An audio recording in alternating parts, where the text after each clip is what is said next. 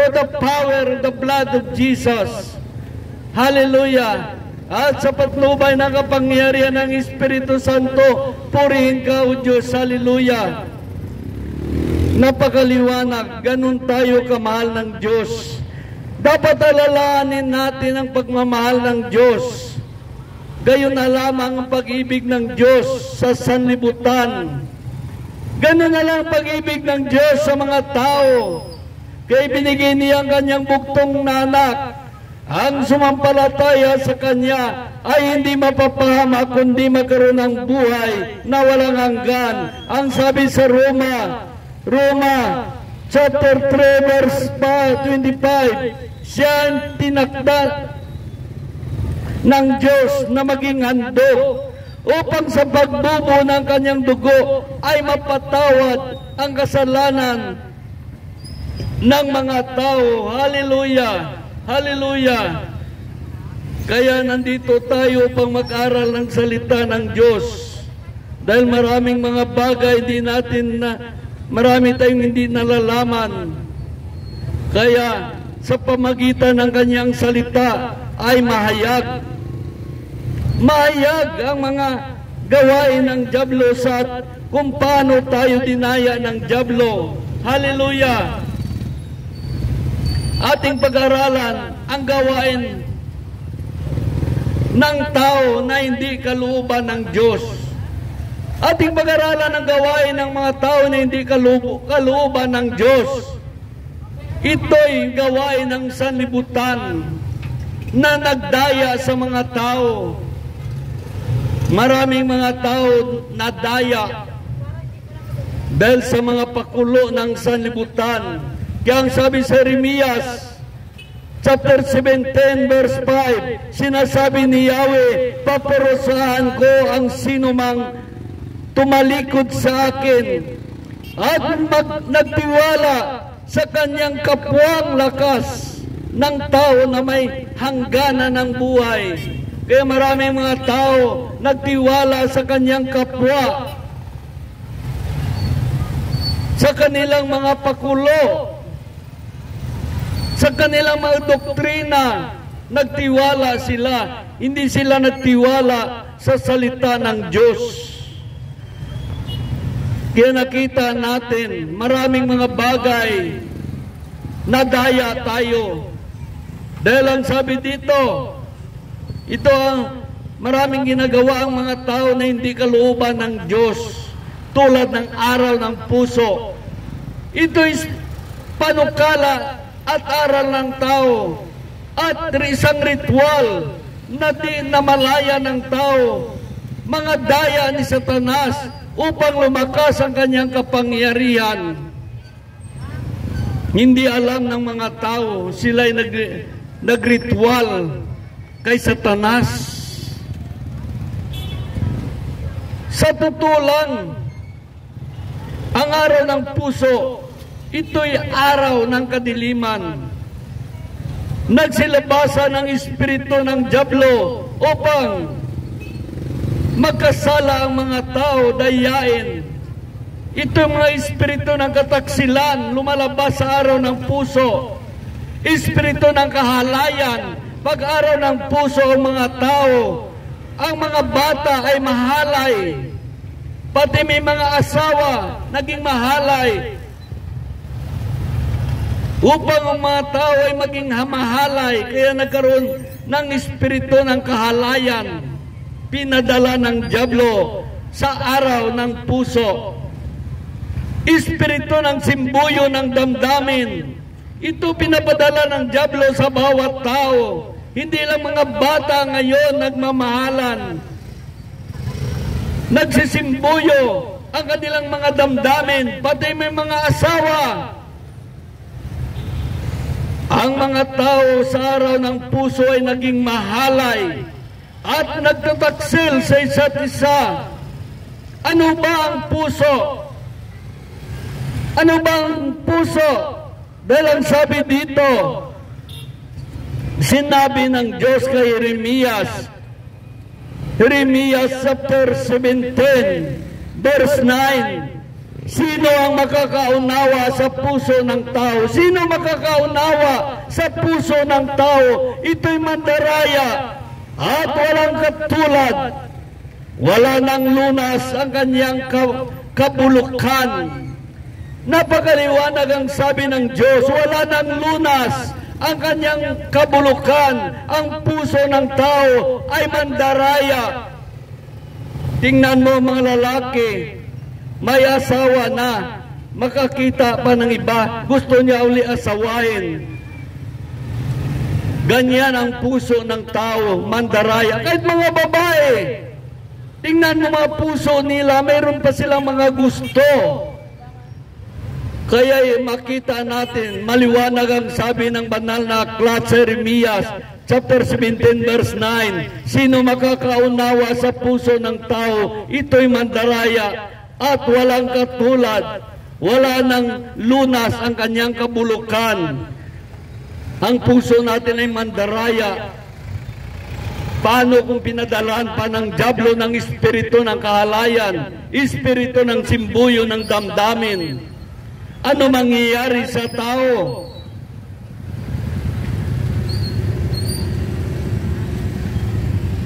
Kaya nakita natin, ito ang araw ng puso.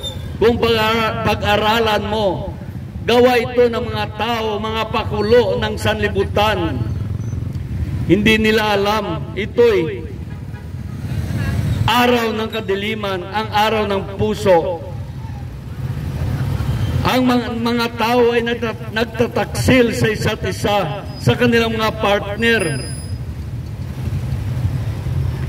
Ang puso ng tao ay mandaraya at walang katulad, wala nang lunas ang kanyang kabulukan.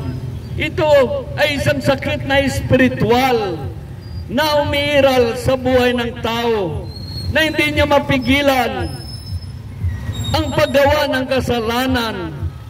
Dahil mayroon siyang espiritu ng kahalayan.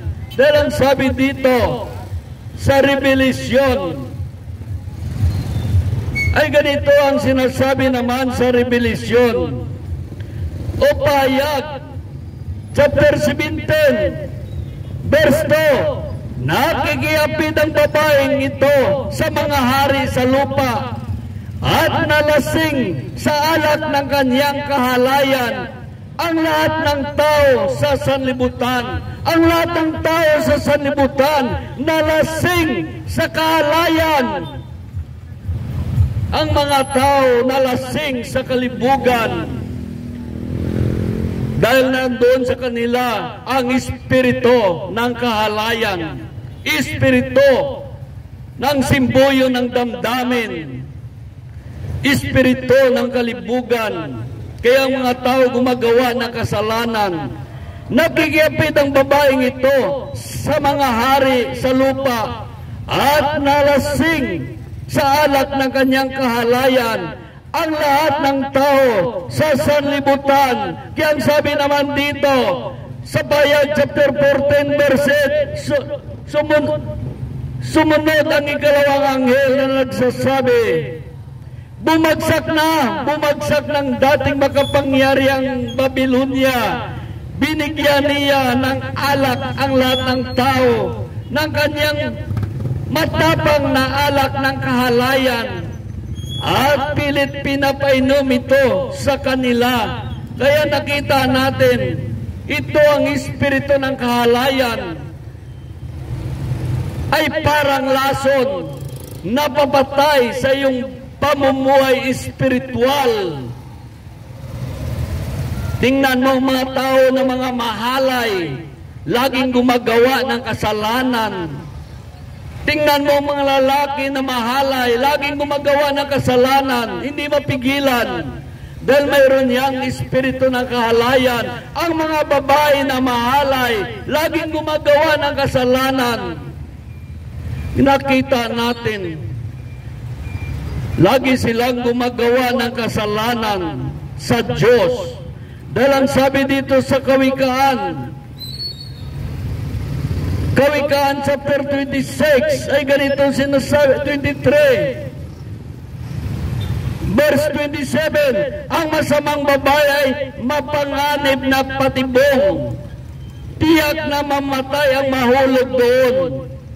Siya ay laging nakabang tulad ng magnanakaw, at sino mang makit niya ay matutong magtaksil. Nakita natin, yan ang mga masamang babae at masamang lalaki para siyang magnanakaw, nakaabang lagi sa dilim. Maliwanag ang sabi dito sa Kawikaan, chapter 23, verse 27, ang masamang babae ay mapanganib na patibong. Tiyak na mamatay ang mahulog doon. Siya ay laging nakabang tulad ng magnanakaw, at ang sino maakit niya ay natutong magtaksil. Napakaliwanag. Kaya yan ay mayroong espiritu ng kahalayan. Kaya nasabi dito, kapag ang tao mayroong espiritu ng kahalayan, siya'y parang kanser sa buto ng kanyang asawa, parang kanser sa buto ng kanyang bana. Dahil ang sabi dito sa Kawikaan chapter 12 verse 4, ang mabait na babae karangalan ng asawa. Totoo yan, ang mabait na babae ay karangalan ng asawa.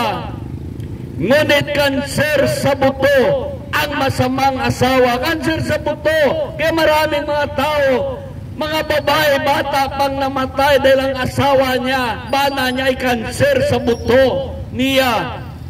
Marami din na mga lalaki maagang namatay, nagpakabigti pa dahil ang kanyang asawa ay kanser sa buto. Maliwanag ang sabi dito, ang mabait na babae karangalan ng asawa, ngunit kanser sa buto ang masamang asawa. Dahil ang naghahari sa kanyang buhay ay espiritu ng simbuyo ng damdamin, espiritu ng kahalayan, espiritu ng kataksilan. Yan ang makita mo sa kanyang buhay. Napakaliwanag. Kaya ang sabi naman dito sa Kolosas ay ganito, Kolosas chapter 3 verse 5. Sabi dito, kaya dapat nang mawala sa inyo ang mga pita ng makalaman, pangangalunya, kahalayan, mga mahalay na simbuyo ng damdamin, masasamang nasa, at ang pagimbot ay isang uri ng pagsamba sa Diyos-Diyusan. Sabi sa verse 6, dahil sa mga bagay na ito, ang Diyos ay napupuot sa mga taong lumalabag sa kanyang kalooban. Ang Diyos ay napupuot sa mga taong lumalabag sa kanyang kalooban. Kapag ang tao ay may espiritu ng kahalayan, espiritu ng simbuyo ng damdamin, hindi niyan mapigil magtaksil sa kanyang partner. Dahil ito isang sakit na espiritual. Isang sakit na espiritual. Ang makagamot nito ay hindi ang doktor. Walang doktor makagamot nito. Ang makagamot lamang ay ang Diyos. Ang makagamot lamang ay si Kristo Isos. Dahil ang kanilang sakit espiritual, isuko nila sa Diyos. Hingian nila ng kapatawaran, magsisi at magbalik loob sa Diyos at sundin ang Diyos. Kung nais nilang gumaling ang kanilang mga sakit na espiritual. Kita mo, ang mga tao na may sakit espiritual, mula 40 ng edad, hanggat na pumuti ang buhok niya, ay patuloy yan gumagawa ng kasalanan sa Diyos. Dahil ang kanyang sakit espiritual, hanggat siya namatay, gumagawa ng kasalanan sa Diyos. Dahil nandoon sa kanya ang espiritu ng kahalayan. Napakaliwanag ang sabi ng banal na aklat. Kaya ang sabi naman dito Sabi naman sa mga awit, chapter 51, ay ganito naman sinasabi ng Diyos. Sa mga awit, chapter 51, verse 10, isang pusong tapat sa akin likhain. Sabi niya ng tao sa Diyos, isang pusong tapat sa aking likhain. Bigyan mo, O Diyos, ng bagong damdamin. Bigyan ng bagong damdamin. Dahil kung hindi tayo bigyan ng bagong damdamin, kung hindi tayo muling ipanganak sa Espiritu ng Diyos, hindi natin masunod ang Diyos. Lagi lamang tayo gumagawa ng kasalanan sa Diyos. Kaya kung tayo ay binigyan ng Diyos ng bagong puso, bagong espiritu, ang masuway nating puso ay ginawa niyang masunurin. Masunod na natin ang Diyos. Isa na tayong bagong nilalang. Wala nang dating pagkatao, tayo bago na. Yang sabi dito sa verse 11, sabi sa verse 10, isang pusong tapat sa akin likhain. Bigyan mo, O Diyos, ng bagong damdamin.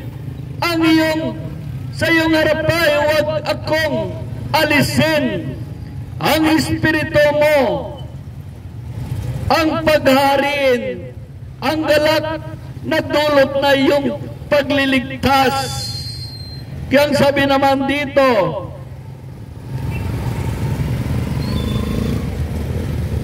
ibalik mo ako sa gawain mong tapat.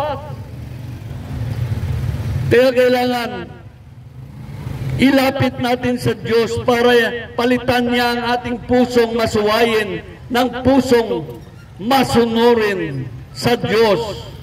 Ang sabi naman sa awit chapter 51 verse 6, nais mo sa akin isang pusong tapat.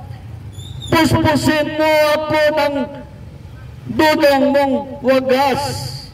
Ako ay linisin sa sala ko'y hugasan at ako'y paputiin ng walang kapantay. Sa galak at tuwa, ako ay puspusin at muling babalik sa galak sa akin. Ang kasalanan ko iyong nang lilimutin. Lahat kung nagawang masama ay pawiin. Isang pusong tapat sa akin likhain. Bigyan mo, bigyan mo, Diyos, ng bagong damdamin. Kaya kailangan natin humingi sa Diyos, lumapit sa Diyos. Dahil hindi natin kaya magbago kung wala si Kristo sa ating buhay. Dapat makipag-isa tayo kay Kristo Jesus. Dahil ang sabi sa 2 Corintios chapter 5 verse 17, ang sino man nakipag-isa kay Kristo ay isa ng bagong nilalang. Wala nang dating pagkatao, siya'y bago na. Siya'y bago na. Dahil pinatay na ng Espiritu Santo ang mga gawa ng laman. Dahil ang sabi dito, kailangan mo lahat ay ipanganak muli sa Espiritu ng Diyos. Yan sinasabi ni Kristo. Dapat lahat ay panganak sa Espiritu ng Diyos. Dahil ang sabi naman sa Ezekiel chapter 36 ay ganitong sinasabi, verse 26, bibigyan ko kayo ng bagong puso at bagong espiritu. Ang masuwayin ninyong puso ay gagawin kong masunurin. Ito ang tinatawag na ipanganak muli sa Espiritu ng Diyos. Born in Spirit. Born again in Spirit. Pinanganak muli sa Espiritu ng Diyos. Yan ang ibig sabihin. Kailangan ng mga tao ipanganak muli sa Espiritu ng Diyos. Hallelujah! Kaya maliwanag ang sabi ng Diyos kay Propeta Ezekiel chapter 36 verse 26, bibigyan ko kayo ng bagong puso bagong espiritu.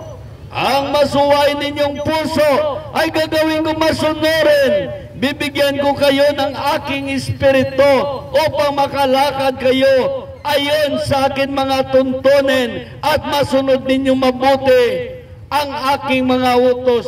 Kapag espiritu ng Diyos na, ipinanganak tayo muli sa espiritu ng Diyos, masunod na natin ang tuntunin ng Diyos, ang kanyang mga utos na pakaliwanag. Kaya sabi naman dito sa 1 chapter 3 verse 7, sabi dito, huwag kayong magtaka sa sinasabi ko sa inyo, lahat ay kailangan ipanganak muli. Lahat kailangan ipanganak muli dahil ang sabi sa 1 chapter 3 verse 5 to 7, sinasabi ko sa inyo, ani ni Jesus, maliban ang tao ipinanganak sa tubig at sa Espiritu, hindi siya pagharian ng Diyos. Ang pinanganak sa laman ay laman, at ang pinanganak sa Espiritu ay Espiritu.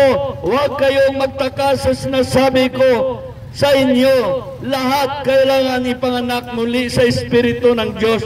Bakit kailangan tayo ipanganak sa Espiritu ng Diyos? Dahil alam ni Kristo Jesus, nagkasala ang lahat ng tao sa Diyos, sumuway sa Diyos, kaya lumayo sa Kanya ang Espiritu ng Diyos.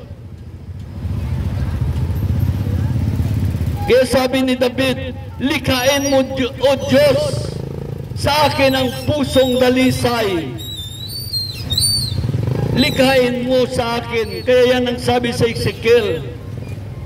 Napakaliwanag.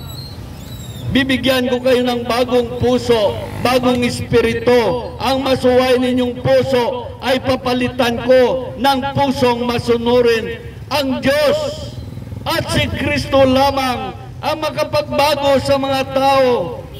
Kung makipag-isa tayo kay Kristo Jesus, kung makipag-isa tayo kay Kristo Jesus, doon ang pagbabago. Pag tinanggap natin si Kristo at sinunod natin, tayo ay ipanganak muli sa Espiritu ng Diyos. Ang puso nating masuwayin ay papalitan niya ng pusong masunurin. Bibigyan tayo ng bagong Espiritu upang makasunod sa Diyos.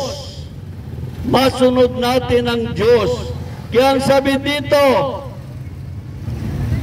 sa 2 Korinto chapter 5 verse 17, kaya ang sino man nakipag-isa kay Kristo ay isa ng bagong nilalang.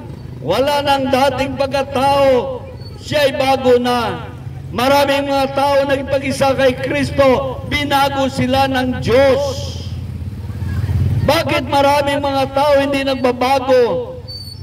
Hindi sila tumalikod sa kanilang mga kasalanan. Ang kanilang mga kasalanan ay lagi nilang binabalik-balikan. Binabalik-balikan nila ang kanilang kasalanan. Kaya hindi sila mabago ni Kristo. Dahil ang sabi dito, sinabi sa Pedro, unang Pedro, chapter 1 verse, sabi dito sa unang Pedro, chapter 1, verse 24, ayon sa nasusulat, ang lahat ng tao ay gaya ng damo, gaya ng bulaklak, ang kanyang kariktan. Ang damo ay natutuyo, nalalanta ang bulaklak, ngunit ang salita ng Panginoon ay hindi mawawala. Nakita natin. Kaya kailangan natin, dahil ang mga tao laging bumabalik sa Diyos, hindi niya alam ang kanyang buhay ay maiksi lang sa lupa, parang damo lamang, parang bulaklak lamang. Kaya napakaliwanag. Kaya kailangan natin magbalik loob sa Diyos. Dahil ang sabi dito, kung hindi tayo magbalik loob sa Diyos, hindi natin tutuhanin ang magpag-isa kay Kristo, ay tulad pa rin tayo ng dati. Dahil sabi dito sa ikalawang Pedro, chapter 22,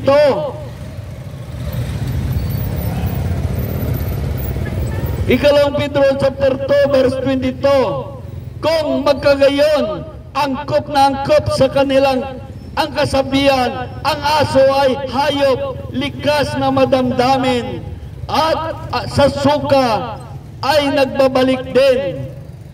Kaya nakita mo, ang aso, kapag sinuka niya, binabalikan niya at kainin. Ganun din ang tao, sabi niya, magbago na ako. Pero, bumabalik pa rin.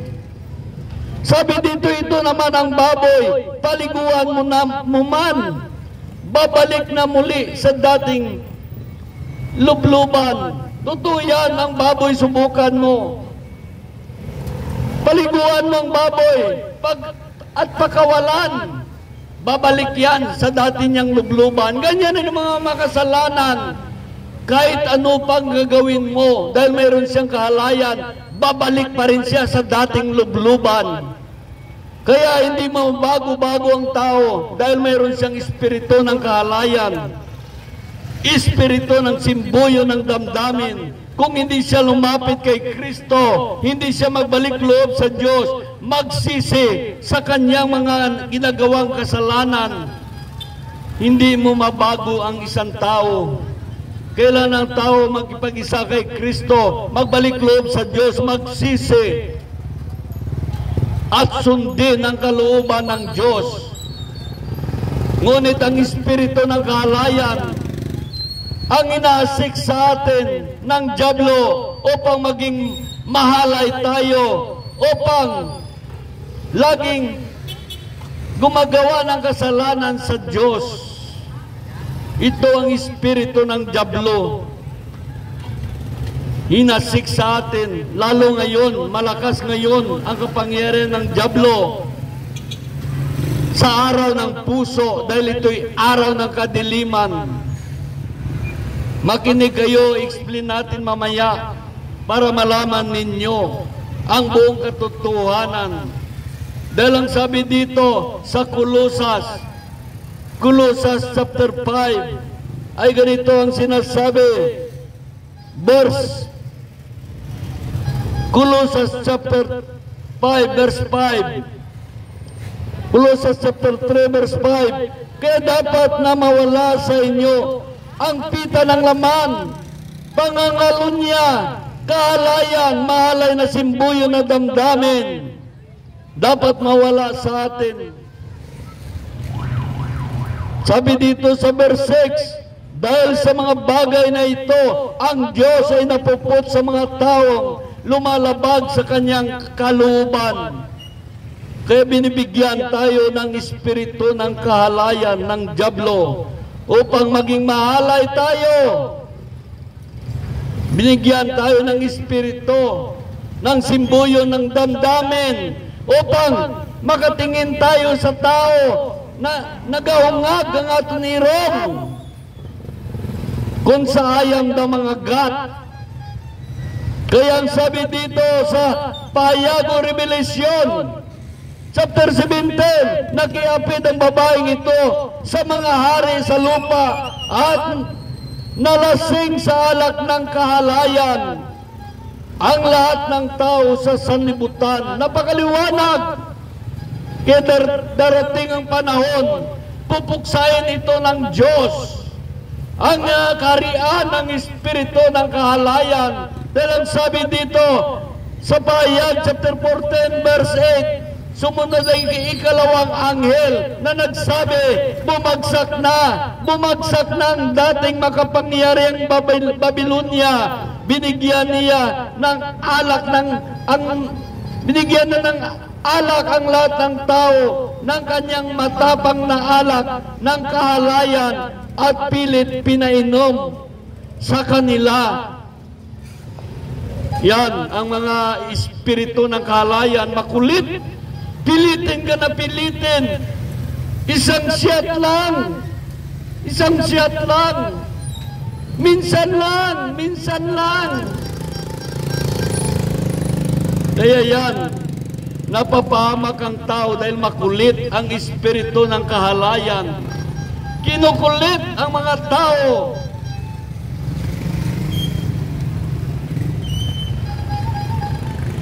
Ito ay ang espiritu ng kahalayan, ito'y kamandag ng kasalanan. Kamandag ng kasalanan, ang espiritu ng kahalayan ay pilit na pinapagawa ang espiritu ng kahalayan sa mga taong upang sila ay maging kampo ng Diablo. Dahil ang sabi sa unang 1 chapter 3 verse 8, ang nagpapatuloy sa pagkakasala ay kampo ng Diablo. Kaya ito ang espiritu ng kahalayan pumasok sa utak ng tao upang maging mahalay, upang gagawa siya lagi ng kasalanan, matamis gumawa ng kasalanan, hindi niya alam ng tao, siya ay mapapahamak na. Kaya maraming napapahamak, nais ng Diablo na magkasala ang tao upang lumayo tayo sa Diyos at maging kampon ng Diablo. Ito ang araw ng puso ay isang pamaraan ng Diablo upang madaya ang mga tao, upang lumakas ang kanyang kapangyarihan sa pamagitan ng mga pag-aalay ng mga tao, pag-aalay ng mga birjen kay Satanas. Sa tutulan sa araw ng puso sa buong sanlibutan, milyon na babae na birjen na inalay kay Satanas. Dahil araw ng puso naman, patunayan mo na mahal mo ako. O yan, ito'y araw ng puso, ito ang regalo ko sa iyo. Ang aking virginity. Hindi niya alam, ito'y naalay ng buong mundo kay Satanas, ang virgin. Kita mo mga ritual na mga satanic, mga virgin na bayang kinukuha nila, pinapatay at inaalay kay Satanas. Ito naman, ang inaalay ng mga tao, ang virginity ng mga babae sa buong sanlibutan. Milyon na babae na virgin. Totoo yan. Kahit hindi pa panahon, wala silang magagawa dahil araw ng puso, araw ng pagmamahalan, araw ng puso, ito'y araw ng kadiliman. Kaya pagdating ng ilang buwan, dumilim na ang mundo ng mga babae. Bigla na lang iniwan ng lalaki dahil nakuha na ang sa kanya. Kaya totoo yan. Sa ibang araw, kunti lang mga virgin na dali, pero pag araw ng puso, marami yan. Ang mga lodge ngayon, puno. Malajing house, puno. Mga hotel, puno ng mga tao na may espiritu ng kahalayan at doon nila ginaganap ang pag-alay kay Satanas. Ang mga kampo ni Satanas ay nag-aalay ng mga virgin. Naalay nila ang mga virgin. Ito isang ritual ng mga tao na gumagawa ng kasalanan sa Diyos. Nakita natin, ito hindi natin namalayan. Ito'y pala isang ritual. Pag-araw ng puso, ito'y araw ng kadiliman. Maraming mga virgin inalay kay Satanas. Sa buong mundo, sa araw ng puso ay pumayagpag ang espiritu ng kadiliman, espiritu ng kahalayan, espiritu ng mahalay, na simbuyo na damdamin. Yan ang pumayagpag sa araw ng puso. Nakita natin. Kaya sabi dito sa Colossus chapter 3 ay ganito sinasabi naman sa Colossus chapter 3 verse 5. Kaya dapat nang mawala sa inyo ang mga pita ng makalaman, pangangalunya, kahalayan, mahalay na simbuyo ng damdamin. Dapat mawala na sa tao. Dahil kung ito ay mawala, ang mga tao ay hindi na madaya ng espiritu ng kahalayan, espiritu ng espiritu ng simbuyo ng damdamin. Alam mo, pag matake ang espiritu ng simbuyo ng damdamin, ang puso ng tao sila'y naging taksil sa kanilang mga partner, nagkakaroon ng pre-love ang mga tao. At ang espiritu ng kahalayan, espiritu ng simbuyo ng damdamin, ito ay magpatibok-tibok sa puso ng tao at ipaalala sa kanila napakalagang araw. Dapat ipatunayan mo na mahal mo ako. Kaya wala na magawa ang babae, kundi isurrender. Isurrender na ang kanyang pinagmamalaki. Nakita natin, kaya ang sabi dito, sa unang 1 chapter 3 verse 8, ang nagpapatuloy sa pagkakasala ay kampo ng dyablo. Nais ni Kristo wasakin ang mga gawa ng dyablo. Paano mawasak ni Kristo ang mga gawa ng dyablo? Paano niya mawasak ni Kristo ang mga gawa ng dyablo? Hindi niya mawasak dahil kakampi natin ang dyablo. Kakampi naman natin ang dyablo. Diablo man ang ating sinusunod. Kaya sa pagbalik ni Kristo, ito'y wawasakin niyang kariyan ng diablo, kariyan ng kahalayan. Ibagsak niya. Kaya mabagsak na ang espiritu ng kahalayan na ito'y dumadaya sa mga tao. Dahil ang sabi dito, sa Revelation chapter 17 o Payag chapter 17 verse 8 ay ganito ang sinasabi. Pagbalik ni Kristo, ganito mangyari. Sumunod ang ikalawang anghel na nagsabi, bumagsak ng dating makapangyariang Babylonia. Binigyan niya ng alak ang lahat ng tao ng kanyang matapang na alak ng kahalayan, pilit ito pinainom.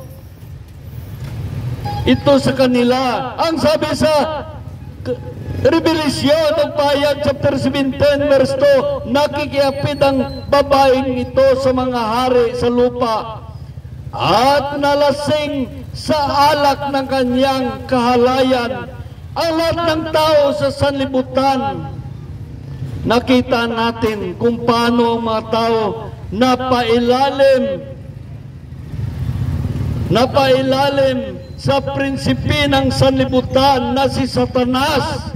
Dahil ang sabi dito sa Ephesians chapter 2 verse 2, sinunod ninyo noon ang masamang takbo ng sanlibutan ito at napailalim kayo sa prinsipi ng kasamaan, ang espiritong naghahari sa mga taong suwael. Ang sabi sa verse 3, dati kayo'y kabilang sa mga ito, namuhay ayon sa pita ng laman at sinusunod ang masamang hilig ng katawan at pag-iisip. Kaya ang ating likas na kalagayan, kabilang tayo sa mga taong kinapuputan ng Diyos.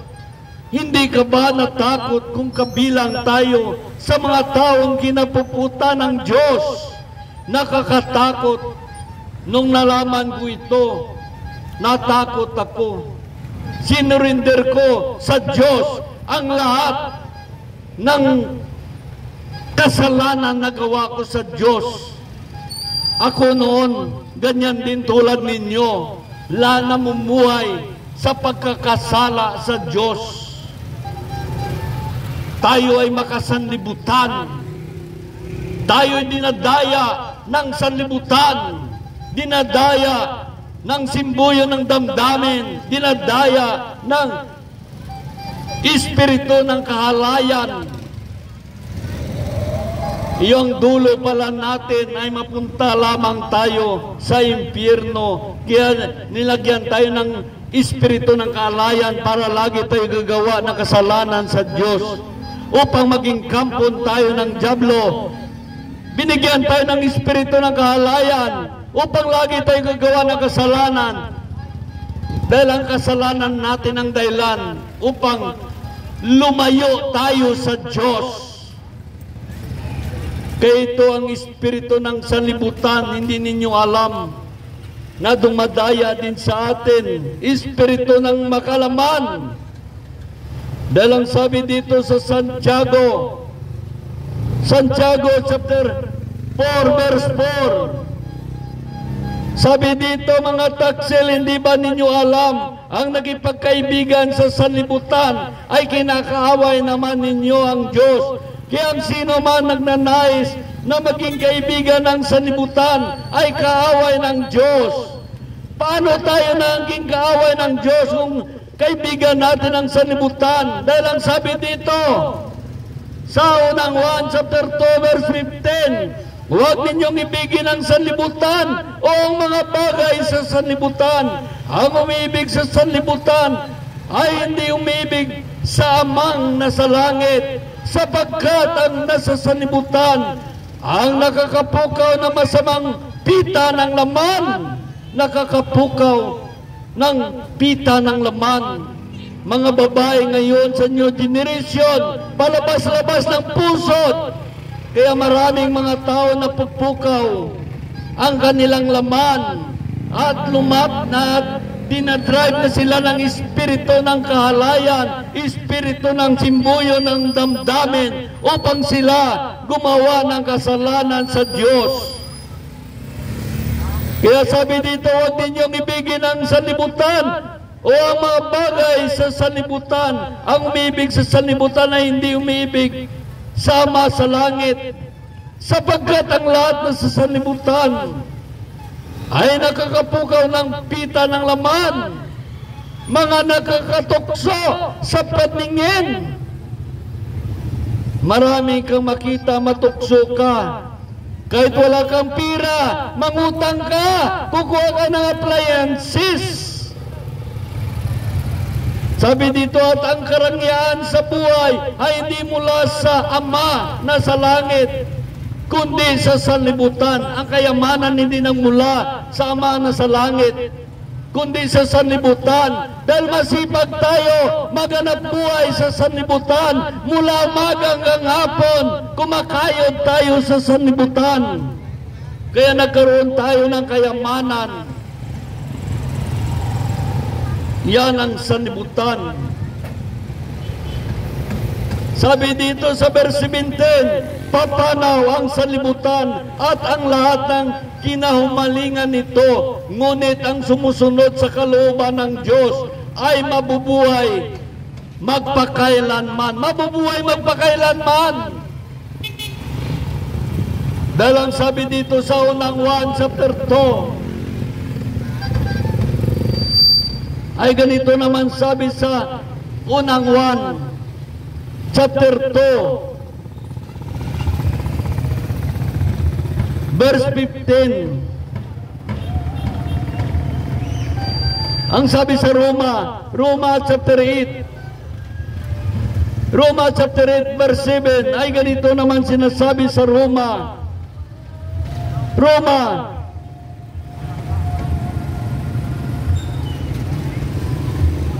sabi sa Roma chapter 8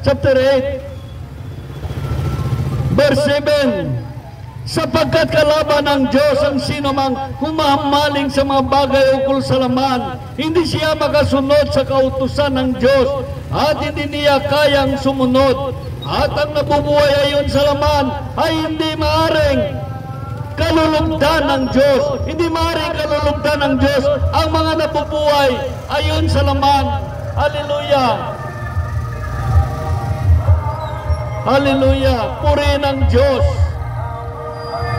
Inahayag ng Diyos upang hindi tayo madaya ng sanlibutan.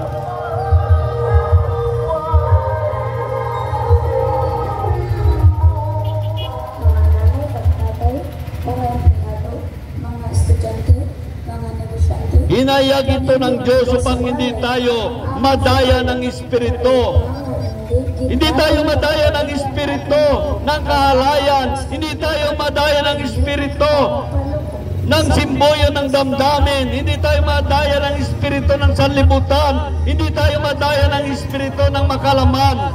Dahil ang sabi dito sa 1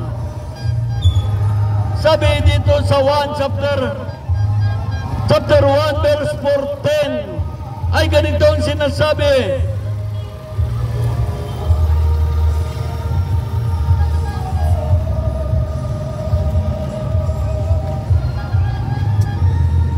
Ay ganito ang sinasabi sa atin sa Santiago chapter 1 verse 4:10. Natukso ang tao kapag siya'y naakit at napatangay sa sariling pita. Natukso ang tao kapag siya'y naakit at nagpatangay sa sariling pita. Kapag pita ang tumubo at nagugat, nagbubunga ito ng pagkakasala. Kapag lumala ang kasalanan, ito'y nagbubunga ng kamatayan. Napakaliwanag, magbubunga ng kamatayan ang kasalanan. Dahil ang sabi naman dito sa atin sa Roma, ito'y paalala ng Diyos upang hindi tayo malinlang ni Satanas. Sabi sa Roma chapter 6 ay ganito naman. Roma chapter 6 verse 23 ay ganito ang sinasabi, sapagkat kamatayan ang kabayaran ng kasalanan. Kamatayan ang kabayaran ng kasalanan. Ngunit ang kaloob ng Diyos ay buhay na walang hanggan sa pamagitan ni Kristo Jesus na ating Panginoon. Ang sabi sa verse 22, ngunit ngayon pinalaya na kayo mula sa kasalanan at mga alipin na ng Diyos, na natamo ninyo ang kabanalan at ang kawi ay buhay na walang hanggan. Kaya nakita natin, tayo ay mga anak ng Diyos. Mga anak na tayo ng Diyos. Dahil ang sabi dito,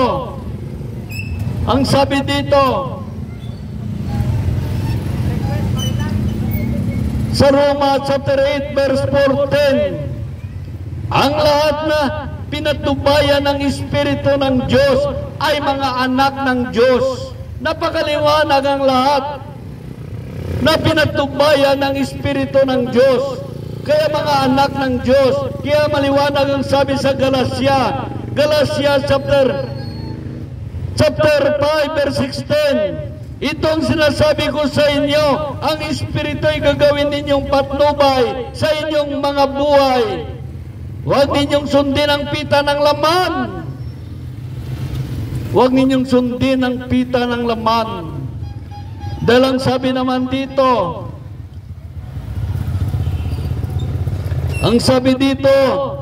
kapag sinunod natin ang pita ng laman, hindi tayo maaaring kalulugdan ng Diyos. Dahil sinabi na sa atin ng Diyos, pinauna na sa atin ni Kristo Jesus. Ang sabi dito sa Roma chapter 8 verse 7, sapagkat kalaban ng Diyos ang sino mang humumaling sa mga bagay ukol sa laman, hindi siya makasunod sa kautusan ng Diyos at hindi niya kayang sumunod. Ang sabi sa verset, at ang nabubuhay ayon sa laman ay hindi maaaring kalulugdan ng Diyos. Ang sabi naman sa Jeremias ay ganito, Jeremias chapter 17 ay ganito ang sinasabi sa atin ng Diyos. Sinabi niya kay Jeremias chapter 17 verse 9, sino ang makakaunawa sa puso ng tao? Sino makakaunawa sa puso ng tao? Ito'y mandaraya at walang katulad. Wala nang lunas ang kanyang kabulukan. Kaya ito araw ng puso, andar ito.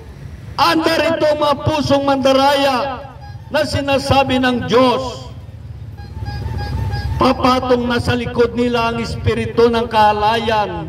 Sige, gumawa ka ng kasalanan sa Diyos.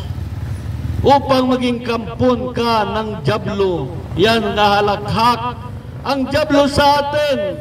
Nagalakhak ang dyablo. Kaya maliwanag, gusto ng dyablo gagawa tayo ng kasalanan upang lumayo tayo sa Diyos, upang maging kampon tayo ng dyablo. Kaya maliwanag, sabi ng Diyos kay Propeta Jeremias chapter 17 verse 9, sino ang makakaunawa sa puso ng tao?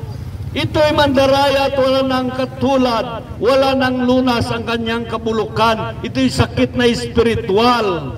Yang sabi sa verse 5, sinabi ni Yahweh, parusahan ko ang sino mang tumalikod sa akin at magtiwala sa kanyang kapwa. Kapwa, lakas ng tao na may kamatayan. Yan ang mga tao na may kamatayan, doon tayo nagtiwala kaysa sa Diyos. Nangako tayo sa pangako niya, hindi kaysa pangako ng Diyos. Kailangan natin magtiwala sa Diyos. Yang sabi dito sa atin sa Colossus chapter 3 verse 5, ay ganito sinasabi sa atin. Colossus chapter 3 verse 5, kaya dapat mawala sa inyo ang mga pita ng laman, pangangalo niya, kaalayan, maalay na simbuyan ng damdamin, masamang nasa. Dahil sa mga bagay na ito, ang Diyos ay napupuot sa mga taong lumalabag sa kanyang kalooban.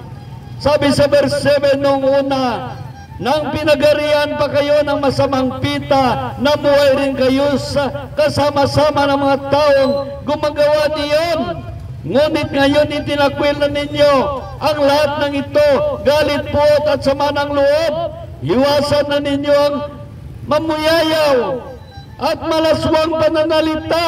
Huwag na kayong magsinungaling sa isa't isa. Yaman inubad na ninyo ang dating pagkatao, pati ang mga gawa nito. Sabi sa verse 10, at magbihis na kayo ng bagong pagkatao, patuloy ito nagbabago ayon sa larawan ng Diyos na lumikha sa inyo, upang maging ganap ang inyong pagkakilala kay Kristo Jesus. Napakaliwanag.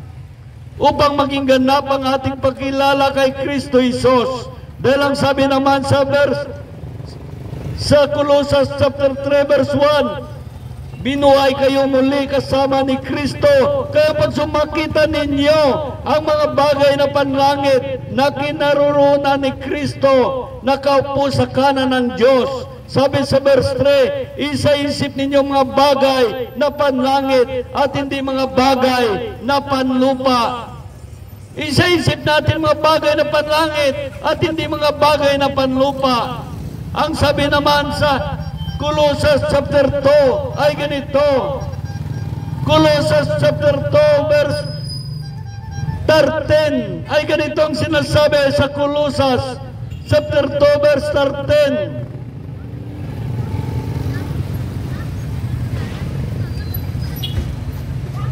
Iniligtas na niya tayo sa kapangyarihan ng kadiliman at inilipat na sa kaharian ng kanyang minamahal na anak. Sa pamagitan ng anak tayo ay pinalaya at pinatawad sa ating mga kasalanan. Kaya nakita natin tayo pinalaya na. Pinalaya na tayo sa ating mga kasalanan. Kaya ang sabi dito,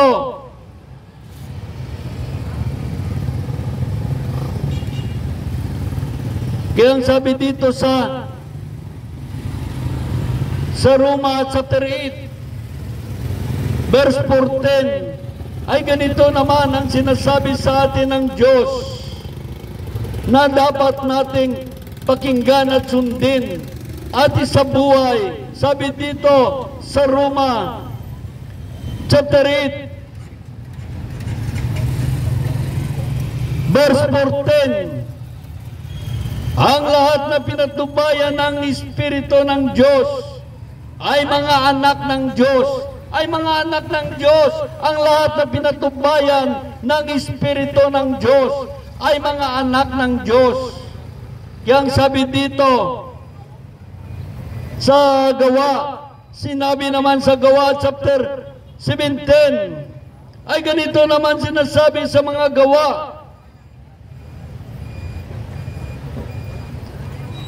Sinabi sa atin ng Diyos upang ihanda na tayo sa kanyang magandang plano. Sabi dito, yaman tayo ay mga anak ng Diyos. Huwag nating akalain na siya ay tulad ng larawang ginto, pilak, bato at kahoy, napawang likha ng isip at kamay ng tao. Kung tayo ay anak ng Diyos, huwag natin ang Diyos isipin na siya'y tulad ng larawang ginto, pilak, bato at kahoy, napawang likha ng kamay ng tao. Ang sabi dito sa unang 1 ay ganito naman sinasabi sa unang 1 chapter 3 verse 9, ang tinanggap ng Diyos bilang anak niya ay hindi na nagpapatuloy sa pagkakasala, sapagkat siya may bagong buhay na galing sa Diyos, at yaman ng Diyos ang ama niya ay hindi siya maaaring magpatuloy sa pagkakasala. Napakaliwanag ang sabi dito sa unang 1 chapter 3 verse 9. Ang tinanggap ng Diyos bilang anak niya ay hindi na nagpapatuloy sa pagkakasala, sapagkat siya may bagong buhay na galing sa Diyos, at yaman Diyos ang ama niya, hindi na siya maaaring magpatuloy sa pagkakasala. Napakaliwanag. Kaya ang sabi dito sa ikalawang Korinto ay ganito naman sinabi sa ikalawang Korinto. Ikalawang Korinto chapter 5 verse 13 ay ganito naman ang sinasabi sa ikalawang Korinto chapter 5.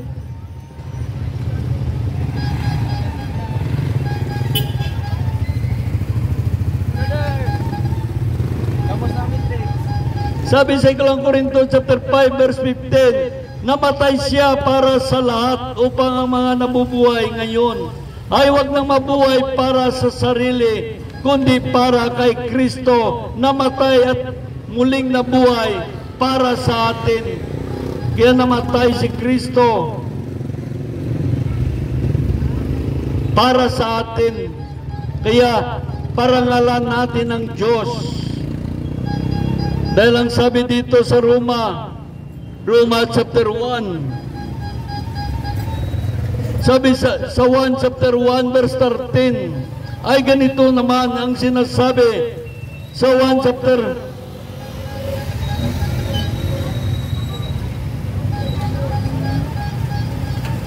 1 verse 13 ay ganito naman ang sinasabi sa atin. Sila nga'y naging anak ng Diyos.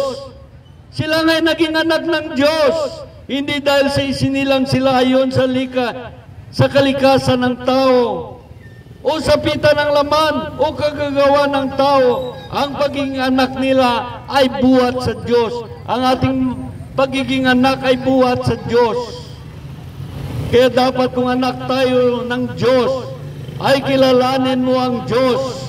Simbahin mo siya sa Espiritu at katotohanan. Simbahin mo siya sa Espiritu at katotohanan, sapagkat ang tunay na sumasamba sa Diyos ay sumasamba sa Espiritu at katotohanan, at ito ang hinahanap ng Diyos sa mga sumasamba sa Kanya. Ito hinahanap ng Diyos sa mga sumasamba sa Kanya. Napakaliwanag. Kaya dapat alam na natin ang ating panampalataya sa Diyos, kung paano tayo sumunod sa Diyos upang maibigan tayo ng Diyos, upang dumating sa ating mga buhay ang kaligtasan upang dumating sa ating mga buhay ang pagliligtas ng Diyos. Kaya mahal tayo ng Diyos. Mahal tayo ng Diyos. Nais ng Diyos iligtas tayo. Kaya buksan nyo ang inyong mga puso. Ang Diyos na nawagan sa inyo. Nais ng Diyos iligtas kayo sa kapamakan sa impyerno. Nais ng Diyos walang isa sa inyo mapapahamak sa impyerno. Kaya ang Diyos nagpapadala ng mga mensahedor sa bawat lugar upang ipaalam sa mga tao na mahal sila ng Diyos. Dapat sundin nila ang Diyos. Sundin nila ang kalooban ng Diyos upang dumating ang pagliligtas ng Diyos sa kanilang buhay. Hallelujah! Ito lang aking i-share sa inyo. Sana may napulot kayong aral sa gabing ito. Ito ay ang aral ni Kristo Jesus. Ang kanyang salita nagbibigay buhay, pag-asa, buhay na walang hanggan. Hallelujah! Purihin ang Diyos. Hallelujah! Inantay tayo ng Diyos, binibigyan tayo ng Diyos ng pagkakataon. Kailan mo pa isipin na magbalik loob sa Diyos at sundin ang Diyos at tanggapin ang inaalok ng Diyos na kaligtasan, buhay na walang hanggan. Hallelujah! Kaya buksan nyo ang inyong mga puso at isipan. Dinggin nyo ang panawagan ng Diyos sa inyong buhay. Mahal kayo ng Diyos. Nais ng Diyos iligtas kayo. Ngunit kung ayaw naman ninyo sumunod sa Diyos, walang magagawa ang Diyos. Hindi namimilit ang Diyos. Ang gusto ng Diyos ay galing sa puso mo ang pagsunod sa Kanya. Kaya mag-isip-isip tayo, saan ba ang gusto natin? Langit ba o ang impyerno? Ang sumusunod lamang sa Diyos ang makapunta sa langit. At ang mga sumusuway at gumagawa ng kasalanan ay mapapahamak nga. Kaya sabi dito sa Matthew chapter 7 verse 21, hindi lahat tumatawag sa aking Panginoon, Panginoon ay makapasok sa karya ng langit, kundi yun lamang sumusunod sa kalooban ng Amang nasa langit. Ang sumusunod lamang sa kalooban ng Diyos. Ano bang kalooban ng Diyos? Huwag kang gumawa ng kasalanan para maligtas ka, para hindi ka maging kampo ng dyablo. Ano ang sabi pa na ng Diyos? Kilalanin mo ang Diyos, simbahin mo sa espiritu at katotohanan. Ano pa sabi ng Diyos? Magbasa ka ng Biblia dahil doon mo matagpuan ang kaligtasan, ang buhay na walang hanggan. Kaya maliwanag ang sabi ni Jesus sa Lucas chapter 6 verse 46, tinatawag mo akong Panginoon, Panginoon, ngunit hindi mo naman sinusunod ang mga sinasabi ko. Paano yan? Kung sakaling mawala ng hininga mo, maghiwalay na sa iyo ang hininga mo, mawala na ng hangin ang ilong mo, paano yan? Saan ka pupunta ngayon? Dahil tinatawag mo siya Panginoon, hindi mo naman sinusunod ang kanyang sinasabi.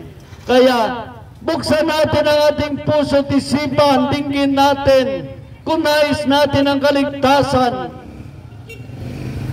Mag-aral kayo ng kanyang salita. Salita, nagbibigay buhay, pag-asa, buhay na walang hanggan. Hallelujah! Purihin ang Diyos. Purihin ang Diyos sa kanyang kabutihan. Purihin ang Diyos sa mga oras na binibigay niya sa atin, pagkakataon upang makapagsisisi. Hallelujah! Purihin ang Diyos. Purihin ang Diyos na gumawa ng langit at ng lupa, na nagbigay ng hangin sa ating mga ilong. Hallelujah! Puri ng Diyos. Hallelujah! Sana ang mga aral ni Kristo ay nakapasok sa kaisipan ninyo, sa puso't isipan ninyo, at sa buhay. Dahil ito ang kaligtasan na hinahanap ninyo. Puri ng Diyos. Hallelujah!